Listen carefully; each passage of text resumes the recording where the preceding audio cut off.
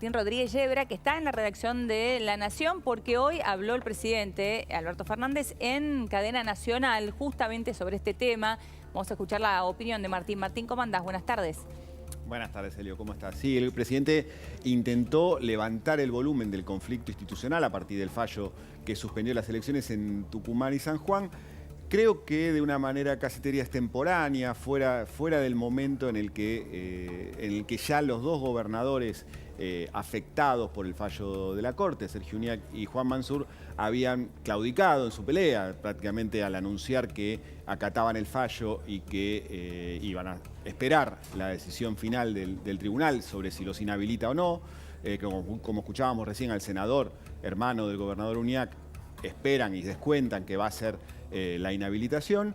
Bueno, el presidente intenta mantener el conflicto con la Corte, denunciar un golpe a la democracia y tratar de llevarlo a un nivel de verdadero conflicto institucional, cuando en realidad, bueno, el fallo ya se aplicó y ya estamos en otra sintonía, te diría, ¿no? A nivel de lo que realmente va a pasar en esas dos provincias. A mí me resulta muy sintomático esta definición de Alberto, un puñado de jueces, mejor dicho, el grafo anterior, ¿no? Los jueces que fueron nombrados por Macri responden a sus órdenes, ¿no? Entonces, que los otros dos responden a las órdenes de quien los nombró. Sí, claro, además con esa lógica. desconoce la historia, ¿no? Desconoce los antecedentes, porque a Gerardo Zamora en el año 2013 lo inhabilitaron otros jueces. Correcto. No estaban ni Rosati ni Rosenkrantz. Ninguno de Macri no había sido aún elegido presidente, Exacto. por ende no habían estado en esa definición y el antecedente, el primero de los antecedentes en los que se basan los jueces para tomar esta decisión. Y Sergio igual. En el caso de Zamora, exactamente igual, incluso el timing, que es lo más discutible, si querés, de esta sentencia, que es, bueno, faltan 4 días y tenés que suspender las elecciones, ¿por qué no lo hiciste antes? ¿No? Y dar tiempo a que el proceso continuara y que solo hubiera que cambiar el nombre. Bueno, lo mismo había pasado en el 2013 con Zamora. Exactamente igual, en los mismos días, un martes previo a un domingo. Correcto, está muy bien esta aclaración que haces, Martín, porque Distinto no es que... Río Negro. Distinto Río Negro, que fue bastante antes y nomina a Arabella Carrera. Claro. Y no distinto también a Sergio Casas en La Rioja. Claro. Sí, que fue distinto porque ahí lo que dan de baja es una reforma constitucional y Casas se baja de la candidatura incluso unas horas antes del fallo porque ya se da cuenta que se chocó contra una pared, ¿no? Pero bueno, similar si querés. Claro. Sí, horas antes. Porque el fallo iba contra una reforma constitucional que estaba con un vicio de origen en cuanto a la confección, en cuanto a su origen. A la aprobación. A la aprobación de esa reforma dentro de la legislatura riojana por entonces. Martín, ahora, esta idea de que el gobierno escala la batalla contra, que encuentre un enemigo para finalmente tener una bandera común, ¿no te parece que es lo novedoso del fallo de ayer en términos de cómo reacciona el oficialismo, salvo excepciones?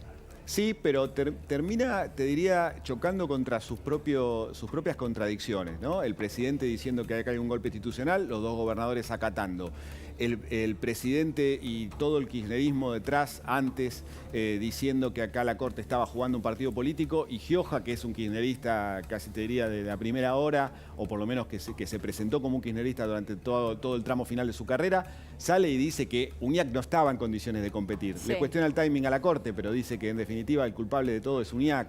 Lo escuchábamos antes.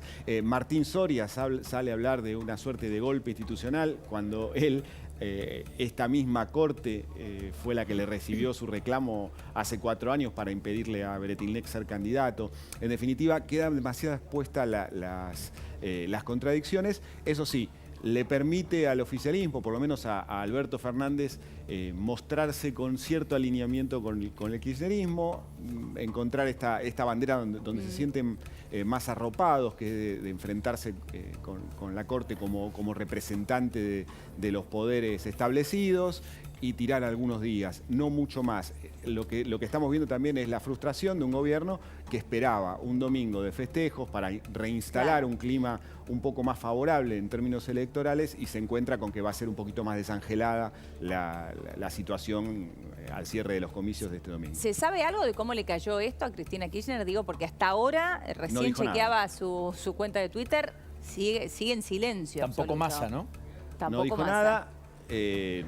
De alguna manera uno puede imaginar que la representan los dichos de Guado de Pedro, que fue muy enfático ayer y que llegó, digamos, a al límite casi de recomendar la desobediencia, pero ella todavía se está guardando. Creo que quiere dosificar sus apariciones vinculadas a temas electorales en un momento tan crítico. Además, recordemos que los dos candidatos afectados, Uñac y Mansur, no son precisamente los dirigentes favoritos de ella. Y en algún modo creo que esta definición a quien más le impacta dentro del oficialismo es Alberto Fernández. Si había dos candidatos que en condiciones al menos de salir airosos el domingo, que lo representaban a él, eran Uñac y Mansur. Y ahora las elecciones del domingo no van a tener ese mismo vuelo para Alberto Fernández en esta cosa de la interna chiquita del Frente de Todos, ¿no?